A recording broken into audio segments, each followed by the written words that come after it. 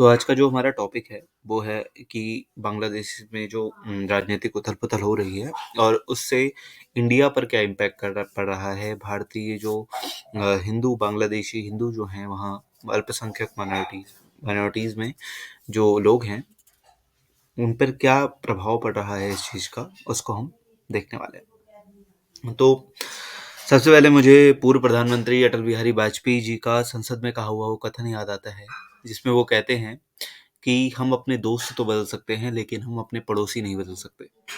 शेख हसीना सरकार का सैनिक तख्तापलट होता है और इससे भारत के पड़ोसी एक और अस्थिर पड़ोसी का निर्माण हो रहा है।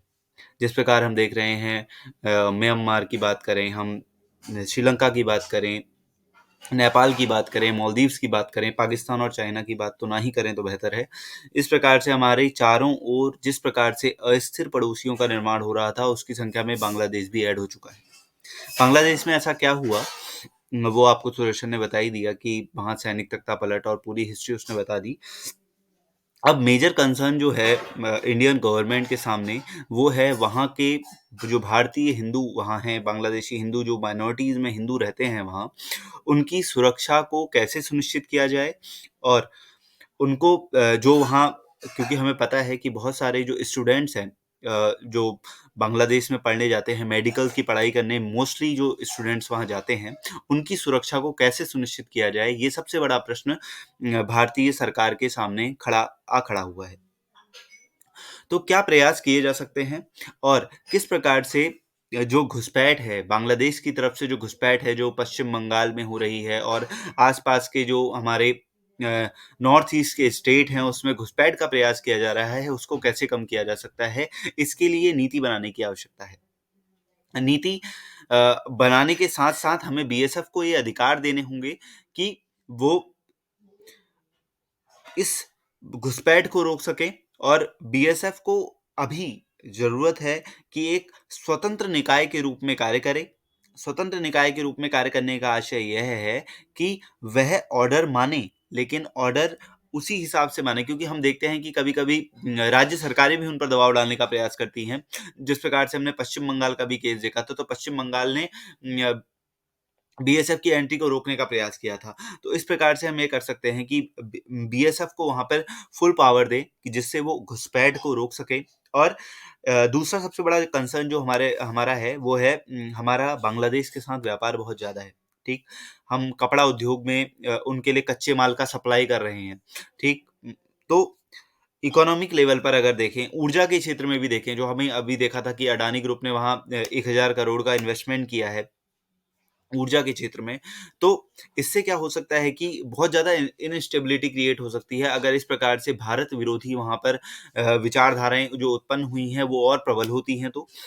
तो हमें यह प्रयास करना चाहिए कि उम, सामूहिक रूप से बांग्लादेश और भारत की जो द्विपक्षीय वार्ताएँ हैं, उनको कैसे सुनिश्चित किया जाए और उस द्विपक्षीय वार्ताओं में इस बात का हल निकाला जाए कि किस प्रकार से भारतीयों की सुरक्षा को सुनिश्चित, पहली प्राथमिकता भारतीय सरकार की यही होनी चाहिए कि वहाँ पर जो अल्पसंख्यक हिंदू निवास करते हैं, उनकी सुरक्षा की जाए। दूसरा, इकोनॉमिक स्टेबिलिटी को क्रिएट किया जाए, क्योंकि भारत में बहुत ज़्यादा इन्वेस्टमेंट बांग्लादेश में कर रखी है। भारत में बहुत ज़्यादा स्टूडेंट्स वहाँ रहते हैं, तो उन सब की सुरक्षा की गारंटी सुनिश्चित कराना भारतीय सरकार का दायित्व बनता है और उसे सुनिश्चित कराने के लिए जल्द से जल्द प्रयास करने चाहिए। वहाँ की सरकार से बातचीत करनी चाहिए, वहाँ के जो अभी प्रधानमंत्री हैं वर्तमान में, उनसे बातचीत करनी चाहिए, जिससे कि हम स्थितियों को सुधार पाएँ और बेहतर पकड़ बना पाएँ अपनी पड़ोसी देशों के साथ। दूसरी बात आती है कि बांग्लादेश जो जो बिम्स्टेक आपका है और सार्क है, इनका सदस्य भी है।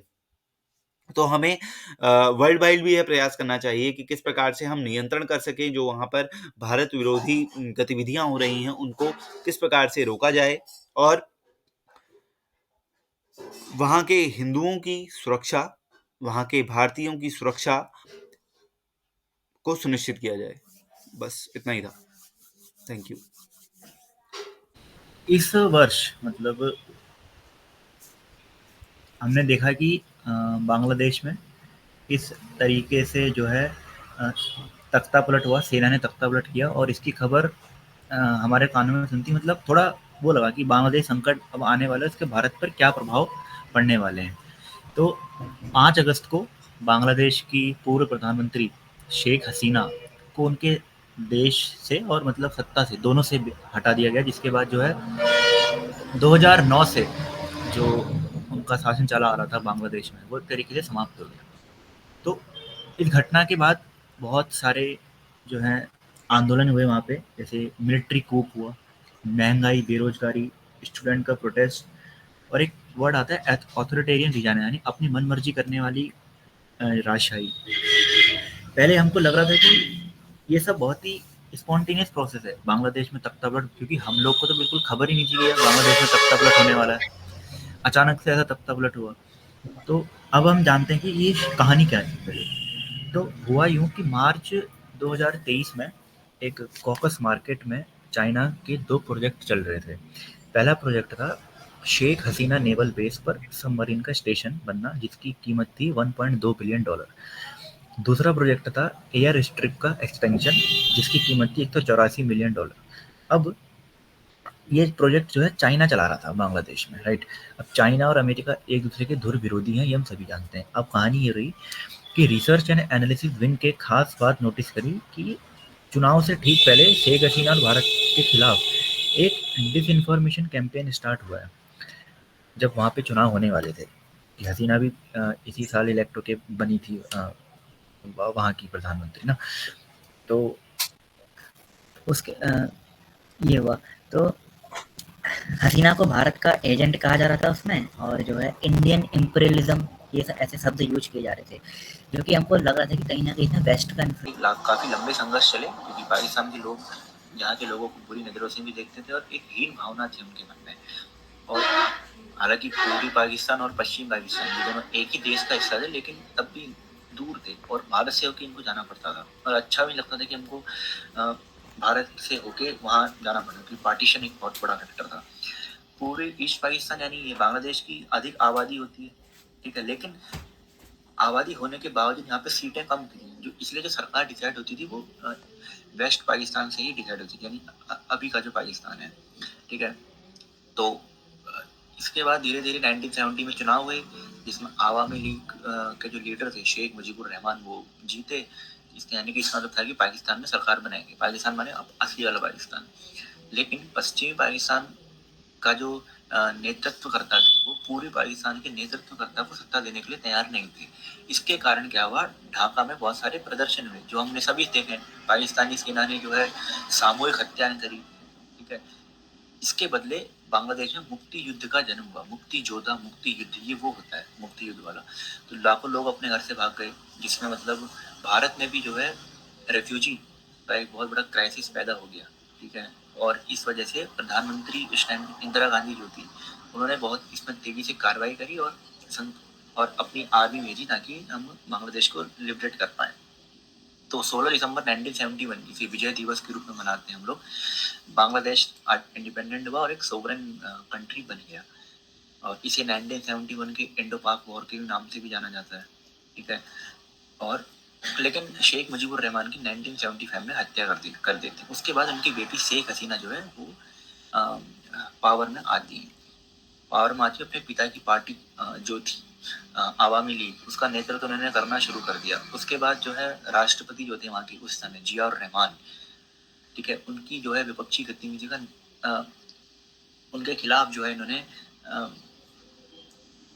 वो प्रोटेस्ट करना जो है उन्होंने चालू किया, राइट। और south Asian free trade agreement SAFTA जो है उसको भी कहीं ना कहीं क्षति पहुंची, क्योंकि इंडिया और बांग्लादेश का बहुत व्यापार होता है। लगभग 13 बिलियन अमेरिकी डॉलर का व्यापार अभी क्या नाम है भारत और बांग्लादेश के बीच अभी तक हुआ है।